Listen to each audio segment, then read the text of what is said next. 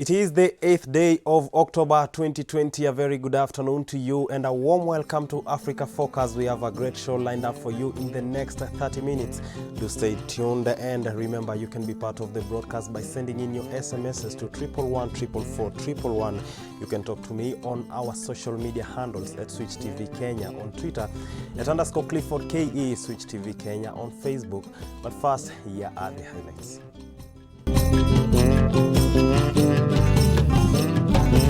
Tunisia hospital struggling over COVID-19 pandemic. A malaria outbreak in Mali.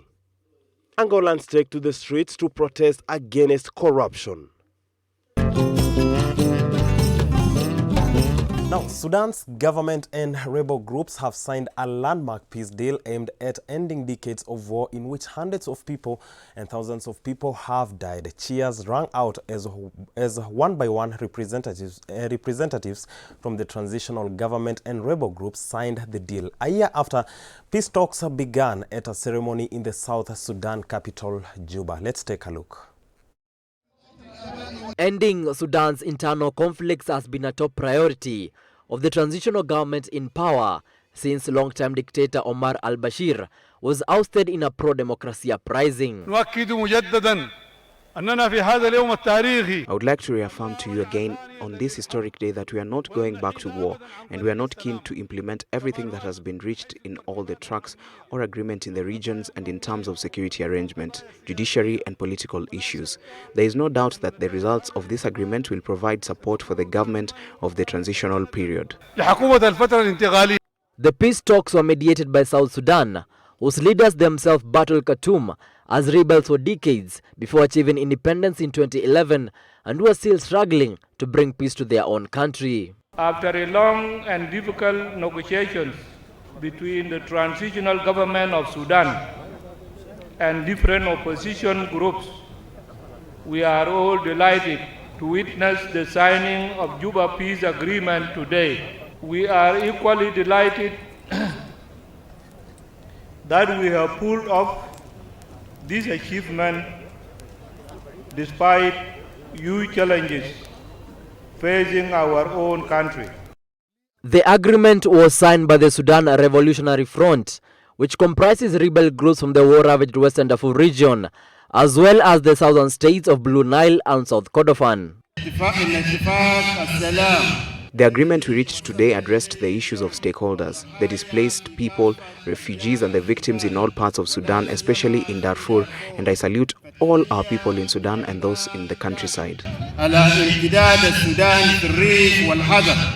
The deal covers a number of issues from land ownership, reparations and compensations to wealth and power sharing and the return of refugees and internally displaced people. From South Sudan, Juba to Tunisia, where field hospitals and laboratories have been set up in several towns on the coast and in the interior of Tunisia, the health minister confirmed at a hearing in parliament where compulsory containment measures will be imposed against any outbreak of contamination.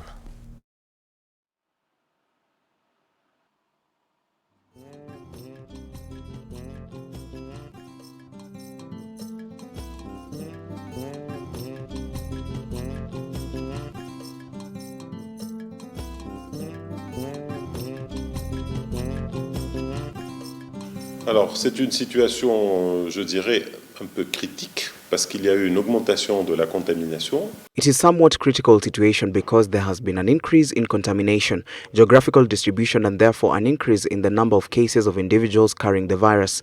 This does not mean that they are sick. They are asymptomatic cases. Nevertheless, to my knowledge, yesterday there were 345 hospitalized patients, 120 of whom needed oxygen. They are not using machines, but there are still 45 who are on a respiratory assistance machine. Mais quand même, il y a 45 qui sont sous machine d'assistance respiratoire. Les capacités, disons, du système de santé tunisien ne sont pas encore. The capacity of the Tunisian health system has not yet reached its saturation point. We are starting to have small problems in Greater Tunis. Tunis and in the Sahel of the south side. For the rest, things are under control, we'll say. But it is true that the situation requires good epidemiological monitoring. Mais si jamais on va continuer à ce rythme, if anything, we will continue at this rate with an exponential evolution of the infection. Even with all these efforts, we can be overwhelmed. And that's why one of the hypotheses is all containment. It is also the curfew. Anything is on the table. on est sur nos gardes. On est sur nos gardes. We are on our guard because, as I told you, transmission is important, and if we don't manage to bend this curve, this is really going up. We risk being overwhelmed. We are really on our guard, but on the other hand, we know that we can bend the curve if we apply the control measures. We are simple, and if people really apply them voluntarily or forced to do so, since there will be measures for the application of these measures. On peut infléchir la courbe. Elsewhere, health professionals are concerned about an outbreak of malaria cases in northern Mali caused by heavy rainy season. In a region that has been weakened for years by jihadist violence, the coronavirus crisis and recent coup d'etat in Bamako have hampered routine prevention operations. Now, Daniel Karaoke has more to this story. Malaria cases in northern Mali have spiked, according to medical workers, claiming 23 lives in often lawless desert region last week alone. Mali's Ministry of Health said this week that 59 people have died of malaria in the north since the start of the year, almost double the number of deaths over the same period last year. La situation sanitaire aujourd'hui à Kidal est très alarmante. The health situation today in Kidal is very alarming. Given the influx of malaria patients throughout the region, the health structures are really overwhelmed by patients. We are also seeing a large number of deaths due to severe cases of malaria. Nous constatons ou nous signalons vraiment un nombre de décès aussi important dû à la paludisme grave. Already struggling to curb coronavirus, the post-Sahel country is also fighting a brutal jihadist insurgency active in the north and center of the country. Medical workers in the north registered 13,000 malaria cases between September 21st and 27, marking an 88% increase on the previous week. Since week 36, 37, 38, there has been an increase in malaria cases in Kidal Hospital. Nous avons enregistré en tout. We recorded a total of 537 cases of malaria, of which 164 cases of severe malaria were hospitalized. 164 cas de paludisme grave qui ont été hospitalisés. Malaria claims hundreds of thousands of lives across the African continent each year, but the World Health Organization WHO warned in April that the coronavirus pandemic could disrupt campaigns against the mosquito-borne disease, leading to a spike in cases. There has been a lot of rain, and now malaria is here. Malaria is here, and we have new cases almost every day. We, in our community health center, used to be able to go 8 months without having just one confirmed case of malaria. But in almost 2 weeks, we've received more than 250 confirmed cases of malaria. So it's really incredible, and we should not neglect these rates. Il faut pas négliger ces taux-là, parce que States of Mali lie outside government control after jihadist insurgency emerged in 2012 and triggered a deadly conflict which has since spread to the center of the country. Failure to end the long-running conflict contributed to anger towards President Ibrahim Boubacar Keïta, whom young military officers toppled in a coup on August 18th. Right, from the West Africa to the South African nations, where an Emirates flight from Dubai arrived at Cape Town International Airport as the South African nation reopened its borders for the first time, or rather for some international travelers. International flights landed in South Africa on Thursday for the first time in over 6 months, touching down amid a flurry of celebrations in some airports as coronavirus-linked travel restrictions lifted. Jets of water were sprayed in an act to welcome an Emirates flight from Dubai as it touched down in the coastal city of Cape Town. In the arrival areas, performers danced and played jolly music as the Emirates crew walked out in a welter of South African flag. Now by national government, we are concerned that key source markets, including the UK, the USA, and France, are prohibited from travelling to South Africa. And it's precisely for that reason that we think that the travel restriction model being imposed by national government needs to be rethought and revisited. The travel ban dealt a heavy blow to the tourist industry, which usually employs around 1.5 million people and contributes over 8.5% GDP, according to the Tourism Business Council of South Africa. The group estimated in July that each day the industry was restrained represented a loss of 748 million rand in tourism expenditure. More than 600,000 direct jobs have been axed as a result. Well, I'm working overseas, so just haven't been able to come home since Christmas, basically. So first time back, so it's good.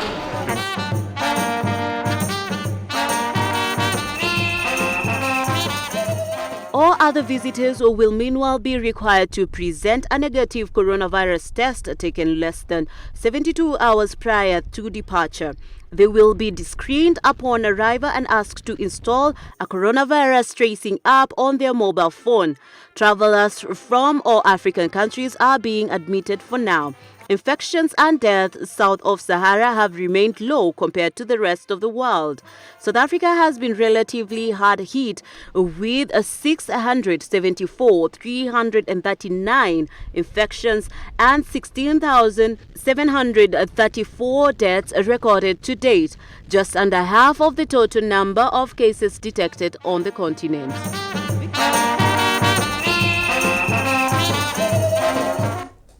All right, keep sending in your SMSs to 111 Keep tweeting at Switch TV Kenya at _Clifford KE. Keep sending in your feedback on our Facebook platform, that is Switch TV Kenya, and definitely later in the broadcast I'll be sharing in your comments. But for now, we take a short break, but coming up. It is the 8th day of the Breast Cancer Awareness Month.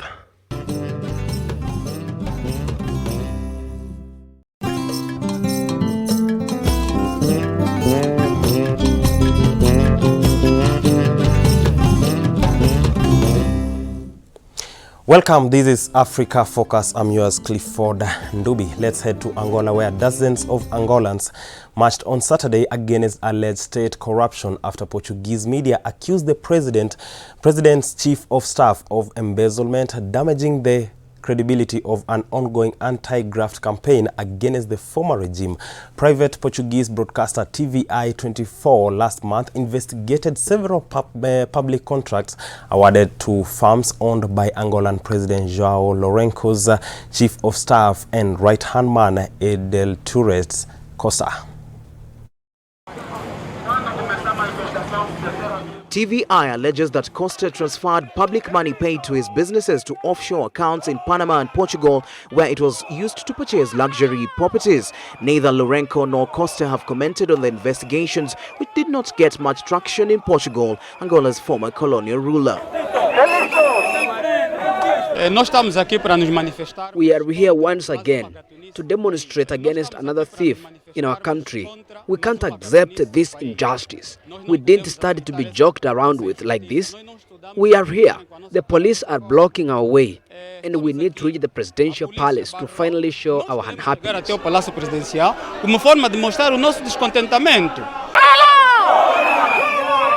But the report sparked outrage in Angola, where large pockets of the population live in poverty despite vast oil and mineral services. Around 200 protesters took to the streets in the capital, Luanda, denouncing high-level corruption and calling on Costa to resign. Chanting anti-graft slogans, they marched to the presidential palace behind a long white banner that read, "Edelturres out." We are here and we demand our freedom. Give us our country. One of the duties of the President of the Republic is the fight against corruption. So we demand that he starts with the one with whom he shares his office, with whom he shares the same table. Once again, the people must wake up. Our God does not love idiots. 45 years is too much. We want our country to be restored. 45 é muito. Queremos o nosso país de volta. The TVI investigation was released in the midst of a Lourenco-led anti-corruption campaign mainly directed at relatives of ex-President Jose Eduardo dos Santos, who were appointed to key positions during his almost 4-decade rule. The former president's son, Jose Filomeno dos Santos, was sentenced to 5 years in prison in August for diverting oil revenues from Angola's sovereign wealth fund, which he oversaw from 2013 to 2018. If Mr. President does not make a good decision, we the youth are not going to stop. Today, if we don't reach the presidential palace because the police are complicating our work, our mission is to reach the presidential palace to demand the resignation of Editoras Costa. He must be dismissed. The thieves must no longer continue in power. Power is for honest men, and the people want honest people to govern. O povo precisa de pessoas honestas para serem governadas. His half-sister Isabel dos Santos is meanwhile being probed for a long list of crimes including mismanagement, embezzlement and money laundering during her stewardship of state oil giant Sonangol. Both have repeatedly denied the accusations. Lourenco took power after dos Santos voluntarily stepped down in 2017, leaving a legacy of poverty and nepotism.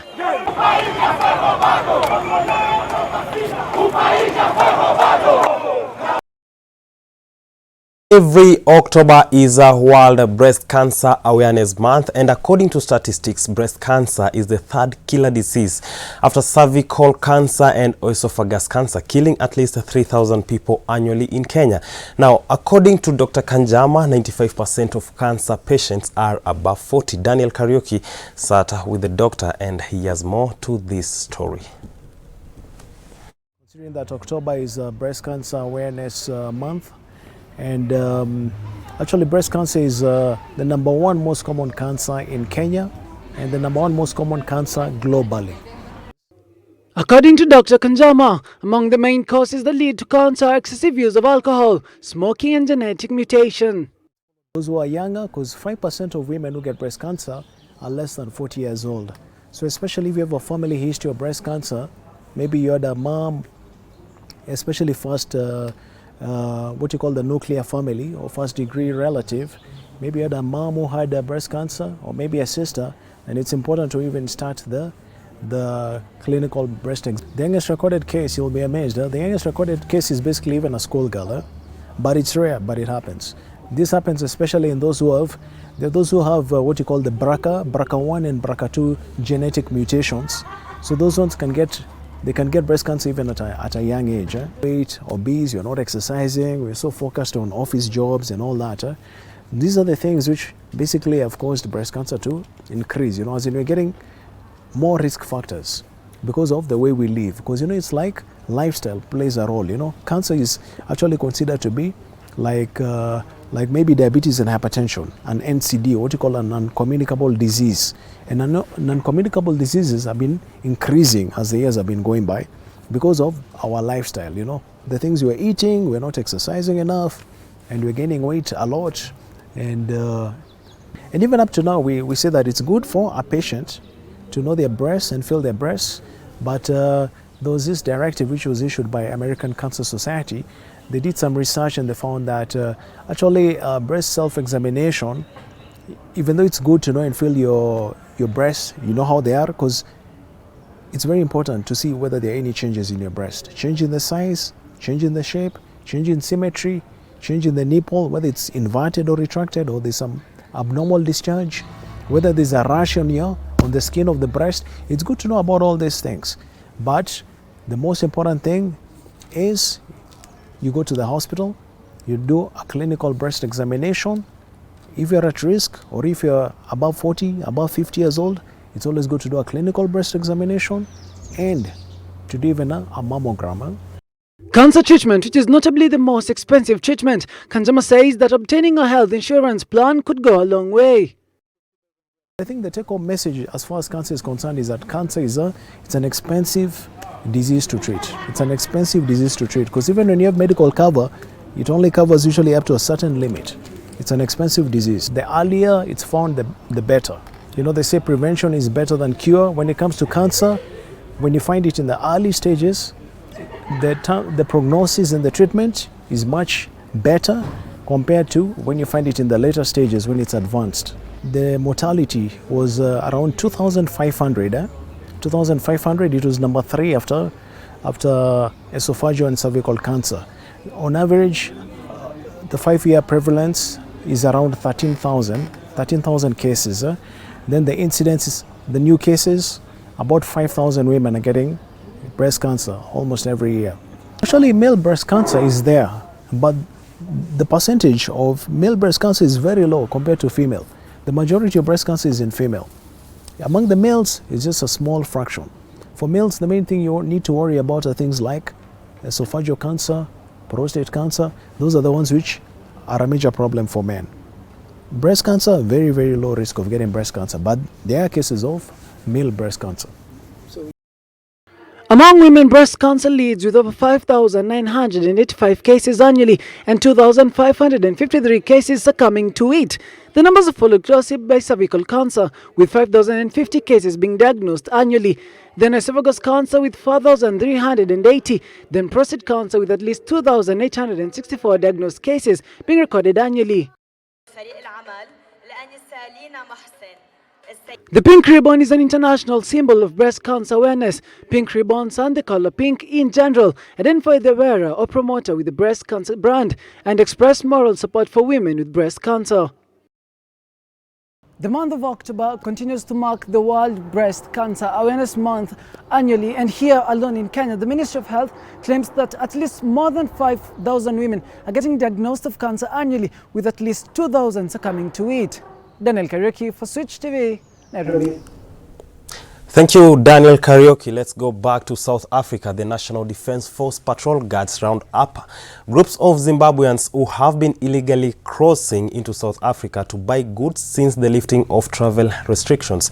Now, hundreds were arrested as they tried to smuggle groceries back to impoverished Zimbabwe, where an economic downturn and rampant hyperinflation have destroyed livelihoods. Zimbabwean street vendor Memory Chauke did not get very far when she hopped over a fence into neighboring South Africa on the first day its borders reopened after 6-month closure due to the coronavirus pandemic. South African patrol guards had anticipated that Zimbabweans would resume illegal crossing into the country to buy goods as soon as travel restrictions were lifted. Where we stay, there's no food, enough food, we are hungry. So here we come nearby shops and buy cheaper food, then go back to Zimbabwe. South Africa, the continent's hardest hit country by COVID-19, reopened some land borders as well as its 3 main airports on October 1st. Many Zimbabweans rely on goods bought from richer South Africa for basic supplies, and informal cross-border trade is a lucrative business. Some traders got as far as risking Trichella's crocodile-infested Limpopo River, which divides the two countries, to reach more affordably priced South African stores. In our line of work here in the border, it's quite hectic. We are having a challenge of undocumented persons that are crossing on a daily basis. We've got cigarette smugglers that are working in form of syndicates, and that one is an organized crime whereby before their consignment can cross, they already have transport that is arranged in advance. Zimbabwean authorities had also planned to resume international travel on the same day, but the Bridge border post, one of Africa's busiest crossings, has remained shut on the Zimbabwean side. Private vehicles were stopped at the gate and told to turn back. Only commercial trucks, which were already exempt from travel restrictions, were allowed through. South African Border Patrol said they still intercepted many Zimbabweans jumping the fence on Thursday. The fence separating South Africa and Zimbabwe has been notoriously porous since its de-electrification in 1994. A multi-million rand renewal project was put on hold earlier this year after South Africa's parliament deemed a new stretch of fencing inadequate and overpriced.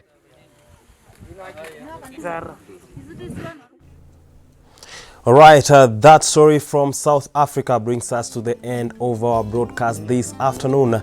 I've been your host, Clifford Ndobi, and Tracy Dorcas has been doing the sign language interpreting. Let's do this tomorrow, same time, same place. Keep watching Switch TV.